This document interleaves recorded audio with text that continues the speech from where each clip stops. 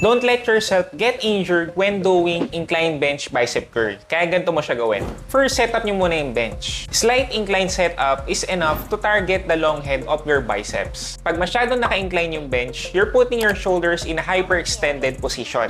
At hindi to maganda kung hindi naman maayos ang flexibility at mobility ng shoulders mo. Pag ganito mo gawin na incline bench bicep curl, there's a high chance na magkaroon ka ng injury sa shoulders mo at sa cervical spine mo. Now, pag okay na yung angle ng bench nyo, pumili na kayo ng weights na bubuhatin nyo. Normal lang dito na medyo mas magaan yung kaya nyo mabuhat kaysa sa ibang variation ng bicep curl. Now, when performing the exercise, make sure na perpendicular yung arms nyo sa ground. Hindi yung nakaunahan pa rin yung arms nyo. It beats the purpose of the exercise. And it will put more stress sa shoulders. And also, wag nyo rin swing yung arms nyo. Pag ganun nyo siya gawin, masyadong mabigat yung binubuhat nyo.